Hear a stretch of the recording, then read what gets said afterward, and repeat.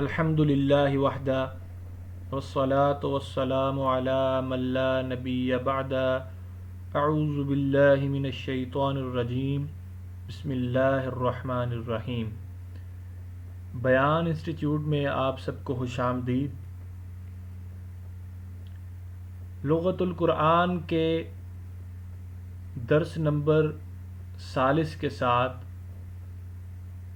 میں آپ کی خدمت میں حاضر ہوں۔ تیسرا سبق انشاءاللہ آج ہم شروع کریں گے۔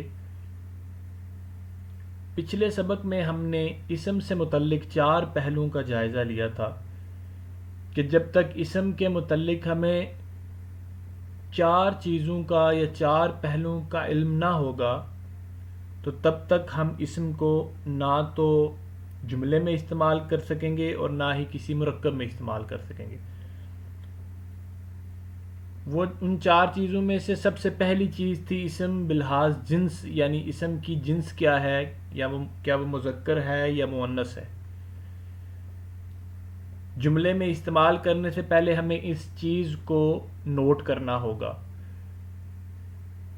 اور جب تک ہم اس کے قواعد اور اس کی گرامر سے واقف نہیں ہوں گے تب تک ہم یہ نہیں جان پائیں گے کہ آیا جو اسم ہے وہ مذکر ہے یا مؤنث ہے۔ اس کے بعد ہم نے دیکھا تھا کہ اسم کا عدد کیا ہے۔ اسم کے عدد میں ہم نے بات کی تھی کہ اسم یا تو واحد ہوتا ہے یا عربی میں مثنیٰ ہوتا ہے یا وہ جمع ہوتا ہے۔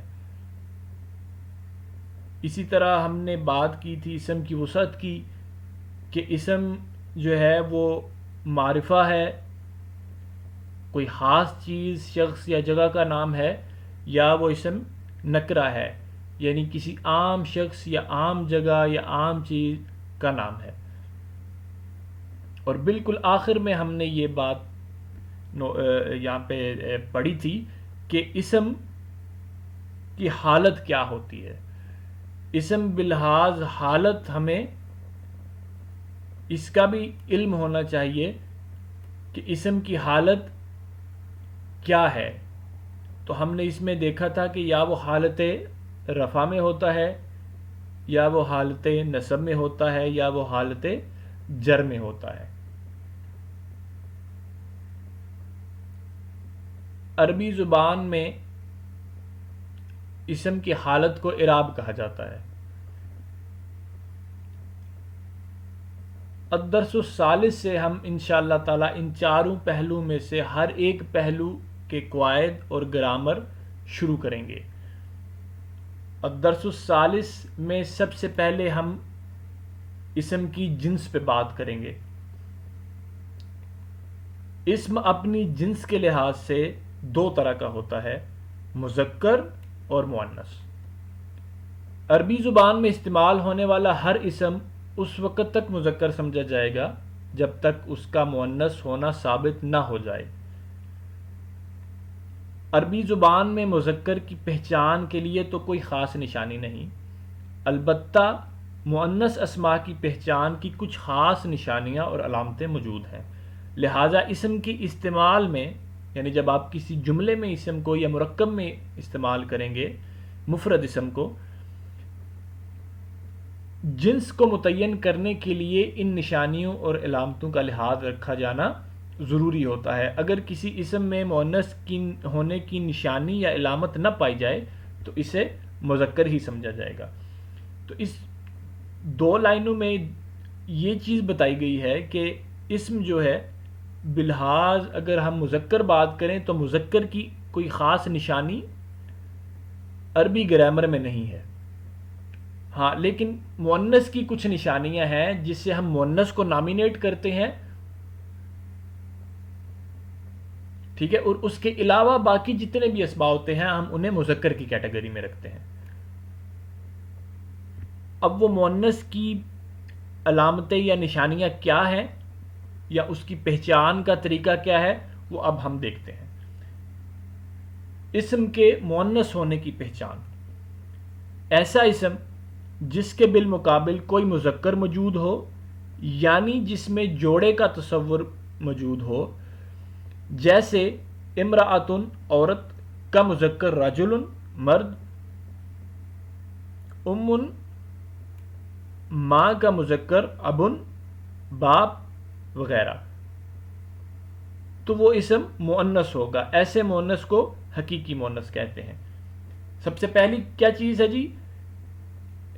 حقیقی اسم کے مؤنث ہونے کی پہچان میں سب سے پہلی جو پہچان ہے وہ یہ ہے کہ اسم جو بھی استعمال ہو رہا ہے وہ جوڑے ہو، اس کا کوئی جوڑا ہو. ٹھیک ہے، یعنی اس کے بالمقابل کوئی مذکر ہو. جیسے ہم نے یہاں پہ ذکر کیا نا امرأتن، امرأتن کا مطلب ہے عورت. اب obviously بات ہے کہ عورت کے اپوزٹ یا بالمقابل اس کا مذکر یا اس کا جوڑا ہے، اور وہ ہے رجلن. اسی طرح امن، ماں کا بھی جوڑا یا ماں کا بھی مذکر ہے، اور وہ کیا ہے؟ ابن، یعنی باپ. ٹھیک ہے، تو اگر اس طرح کے الفاظ ہوں جن کے اپوزٹ ان کا مذکر موجود ہو یا اپوزٹ ان کا جوڑا موجود ہو، تو ہم ایسے اسماء کو حقیقی مؤنث شمار کرتے ہیں. یہ پہچان کا پہلا طریقہ ہے، اور ہم اسے کیا نام دیتے ہیں؟ حقیقی مؤنث. نوٹ: حقیقی مؤنث کی پہچان کا قاعدہ صرف جاندار اشیاء سے متعلق ہے. اب دیکھیں نا، یہ جوڑے صرف اور صرف آپ کو جاندار اشیاء میں ملیں گے. اس میں انسان ہو، چاہے جانور ہو، چاہے درندے ہو، پرندے ہو، جو بھی ہے جن کے اندر جان ہے اور جن کے اندر روح ہے، جوڑے آپ کو ان میں ملیں گے.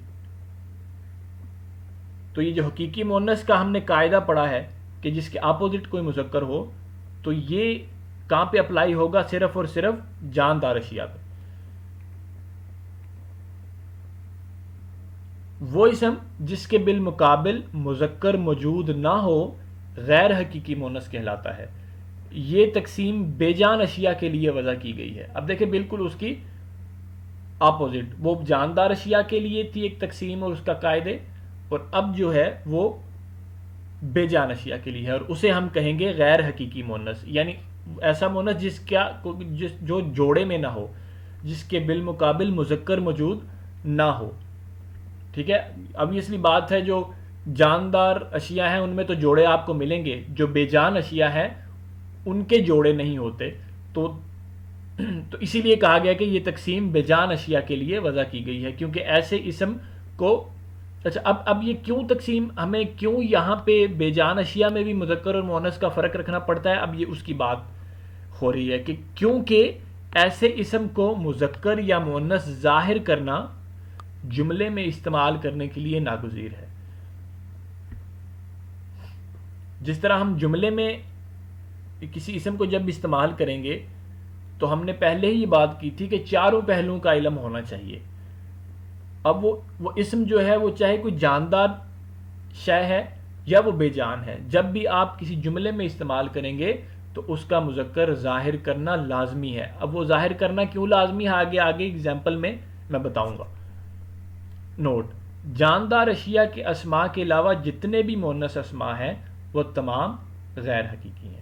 ٹھیک ہے، جاندار اشیاء کے علاوہ جتنے بھی ہیں وہ بے جان ہوں گے، اور بے جان جتنے بھی ہیں، بے جان اشیاء کا یا اسماء کا جو بھی گرامر ہے اور قاعدہ ہے مؤنث کا، وہ تمام غیر حقیقی مؤنث میں آئیں گے. اب غیر حقیقی مؤنث کی اقسام پڑھتے ہیں. حقیقی مؤنث کی کوئی قسم نہیں. حقیقی مؤنث کا وہی قاعدہ ہے کہ اس کے اپوزٹ کوئی مذکر ہو یا اس کا کوئی جوڑا ہو. غیر حقیقی میں اب اس کی اقسام ہیں، دو اقسام ہیں. پہلی قسم ہے جی علامتی مؤنث، جو اسم حقیقتاً مذکر یا مؤنث نہ ہو.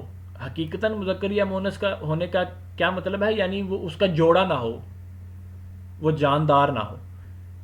ایسے اسم کے مؤنث ہونے کی پہچان کا عمومی طریقہ یہ ہے کہ جس اسم کے آخر میں مؤنث کی 3 ظاہری علامات تانیث میں سے کوئی ایک علامت پائی جائے تو وہ علامتی مؤنث شمار ہوگا. علامات تانیث درج ذیل ہیں. اب پہلی علامت کیا ہے؟ اسم کے آخر میں تائے تانیث یعنی گول تا ہو. مثلا صلاتن، نماز. اب صلاتن کے آخر میں دیکھیں گول تا ہے. صلاتن ہم مؤنث کی کس کیٹیگری میں شو کریں گے؟ علامتی مؤنث میں. پھر آگے دیکھیں فاکہتن پھل. اب فاکہتن کے آخر میں بھی گولتا ہے تو اسے بھی ہم علامتی مؤنث میں شمار کریں گے. نوٹ. اچھا ہم نے جب اسم کی ڈیفینیشن بتائی تھی تو اس میں ہم نے 4 چیزیں بلکہ 5 بتائی تھی، جن میں 4 تو آپ جانتے تھے. پہلی چیز ہم نے دیکھی تھی کہ کسی شخص کا نام، دوسری کسی جگہ کا نام، تیسری اور اس کے بعد جو چوتھی ہم نے پڑھی تھی وہ ہے اس میں صفت، یعنی جس میں کسی صفت کے بارے میں بات کی گئی، وہ بھی ہم اسم میں ہی شمار کرتے ہیں. اب اس میں صفت کے بارے میں بات ہونے لگی ہے. نوٹ. کسی اسم صفت مذکر کو مؤنث بنانا ہو تو اس کے آخر میں تائے تانیث کا اضافہ کیا جاتا ہے. پہلی تو جو پہچان ہے مؤنث کی، جو پہلی علامت ہے وہ تائے تانیث ہے، گولتا. اب یہاں سے ایک چیز ہمیں اور یہاں سے معلوم ہوئی، وہ یہ کہ اگر کوئی اسم صفت مذکر ہو، ٹھیک ہے، اگر اس مذکر اسم صفت کو ہم نے مؤنث بنانا ہے تو اس کی آخر میں گولتا لگا دیں تو وہ مؤنث بن جائے گا. یہ صرف اسم صفت پہ لاگو ہوگا قاعدہ، ٹھیک ہے. مثال کے طور پر دیکھیں مسلمن ایک اسم صفت ہے نا، مسلمان مرد، یہ مسلمان ہونا مرد کا یہ اس کی صفت ہے. مسلمن کے آخر میں ہم نے گولتا لگا کے اس کو مسلمتن بنا دیا، ٹھیک ہے، اور اس کی جنس کو ہم نے چینج کر دیا گولتا لگا کے. اب وہ مسلمان مرد سے مسلمان عورت ہو گئی.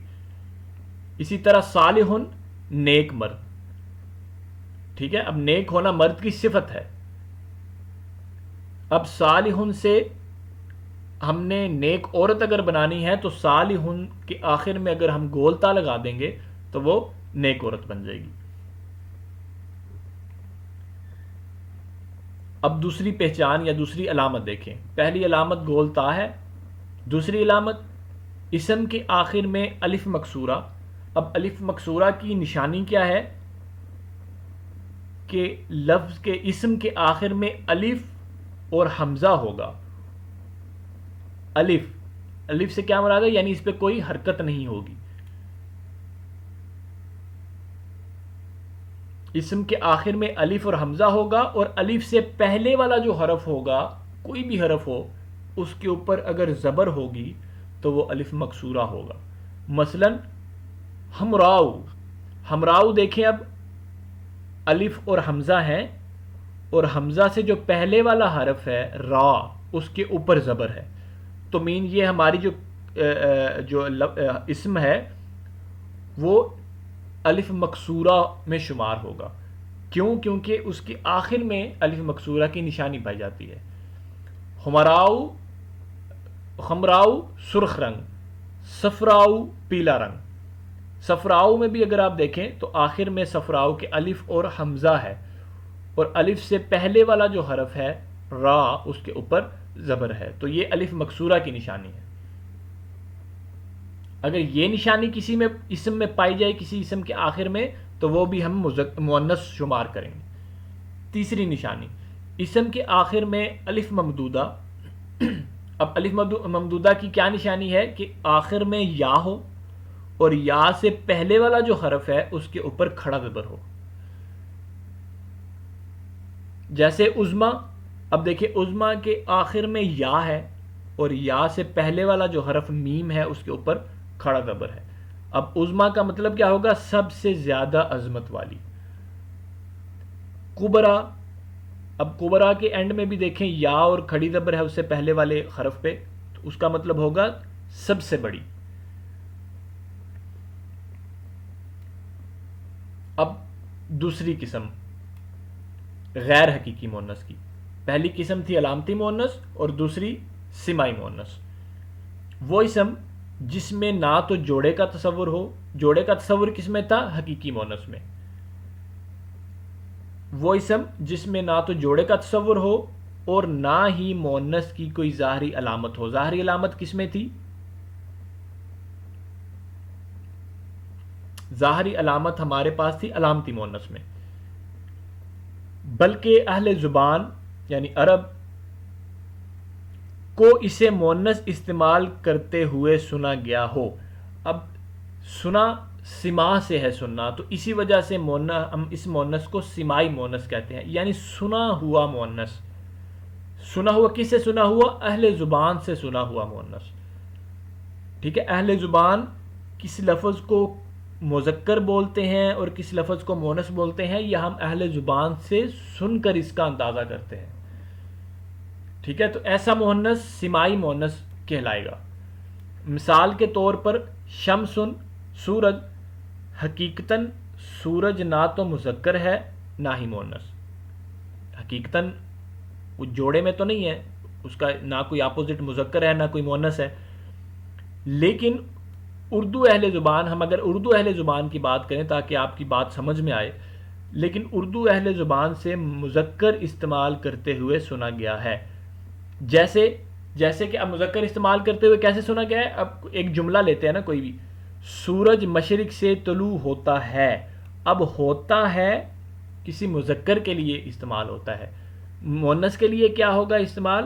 ہوتی ہے. اب اردو میں آپ کو اردو کا کوئی بھی اہل زبان آپ کو یہ جملہ کہتے ہوئے نظر نہیں آئے گا کہ سورج مشرق سے طلوع ہوتی ہے. اگر یوں ہوتا تو پھر سورج جو ہے وہ اردو میں مونس شمار ہوتا. لیکن چونکہ اب ہوتا ہے، اب اس کا استعمال جملے میں، اس کا استعمال یہ ثابت کر رہا ہے اور یہ ظاہر کر رہا ہے کہ سورج جو ہے وہ مذکر استعمال ہو رہا ہے. اسی طرح عرب اہل زبان شمسن کو یعنی سورج کو مونس شمار کرتے ہیں. اب دیکھیں اردو اہل زبان سورج کو یا شمسن کو مذکر استعمال کر رہے ہیں اور عرب جو ہیں وہ اس کو مونس استعمال کر رہے ہیں. کیوں؟ کیونکہ ان کو مونس استعمال کرتے ہوئے سنا گیا ہے، اس لیے عربی میں شمسن سورج کو سمائی مونس کہتے ہیں. سمائی مونس کے کچھ گروپس. اچھا، گروپ بندی کیوں کی جاتی ہے سمائی مونس میں؟ کیونکہ دیکھیں اب سمائی مونس اب کافی زیادہ تعداد میں ہوں گے، اب ان کو ایک ایک کر کے یاد رکھنا بھی تھوڑا مشکل کام ہے. اس لیے اہل زبان نے آسانی کر دی ہے. تھوڑی آسانی کیا کی ہے کہ غیر اہل زبان کے لیے کچھ گروپس بنا دیے ہیں. ان گروپس میں آنے والے تمام الفاظ جو ہیں وہ کیا ہوں گے؟ مونس ہوں گے، سمائی مونس ہوں گے. پہلا گروپ کیا ہے جی؟ ہواؤں کا نام، ہواؤں کے نام. ہوا کے جتنے بھی نام عربی میں ہیں وہ سارے کے سارے مونس شمار ہوں گے، سمائی مونس. جیسے ریحن، سرسرن، بادن، سمومن، یہ سارے ہواؤں کے نام ہیں، یہ سارے سمائی مونس ہیں. شراب کے نام، شراب کے جتنے بھی نام عربی میں استعمال ہوں گے وہ سارے کے سارے سمائی مونس ہوں گے. ٹھیک ہے، خمرن یہ تو قرآن میں لفظ آیا. خرطومن یہ بھی شراب کے لیے استعمال ہوتا ہے اور یہ بھی سمائی مونس ہوگا.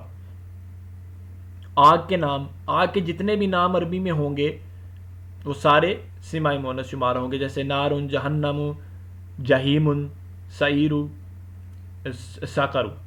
ٹھیک ہے، اب یہ جتنے بھی ہیں یہ سارے آگ کے نام ہیں اور یہ سارے سمائی مونس ہیں. ملکوں، شہروں اور قبیلوں کے نام جیسے مصر، الشام، مدین، قریشن. ٹھیک ہے، قریش ایک قبیلہ تھا، مدین ایک جگہ کا نام ہے، شہر کا نام ہے. ٹھیک ہے، مصر اور شام دو الگ الگ کنٹریز ہیں. ٹھیک ہے، تو ان گروپس میں بھی، اس گروپ میں بھی جتنے بھی نام آئیں گے ملکوں، شہروں یا قبیلوں کے، وہ سارے عربی میں مونس شمار ہوں گے، سمائی مونس. جسم کے ایسے اوزار جو جوڑے میں ہیں. اب جوڑے میں آپ نے خود جسم کے اوزار دیکھ لیں کون کون سے جوڑے میں ہیں، وہ تمام کے تمام جو ہیں وہ عربی میں مونس شمار ہوں گے. جیسے یدن، ہاتھ. اب ہاتھ جو ہے وہ ظاہری بات ہے ایک ہاتھ نہیں ہوتا، دو ہیں، جوڑے میں ہیں، تو یہ بھی سمائی مونس ہوگا. رجلن، اذنن. اب اذنن کان ہے، اب کان دو ہیں تو ظاہری بات ہے یہ سمائی مونس میں شمار ہوگا. چند قدرتی اشیاء کے نام، یعنی جو نیچرل جو چیزیں ہیں، جیسے سماؤن آسمان، اردن زمین، نفسن جان، ٹھیک ہے، انسانی جان، یہ جتنے بھی ہیں یہ بھی سارے سمائی مؤنث شمار ہوں گے۔ تو یہاں تک ہمارا جو تیسرا سبق ہے اختتام پذیر ہوتا ہے۔ اس کے بعد انشاءاللہ اگلے سبق میں ہم دیکھیں گے کہ اسم بلحاظ عدد، یعنی اسم کا واحد ہونا، اسم کا مثنیٰ ہونا، اسم کا جمع ہونا، اس کی پہچان کے کیا کیا طریقے ہیں، اس کی کیا کیا گرامر ہے۔ تو تب تک کے لیے مجھے اجازت دیں۔ والسلام علیکم ورحمۃ اللہ وبرکاتہ۔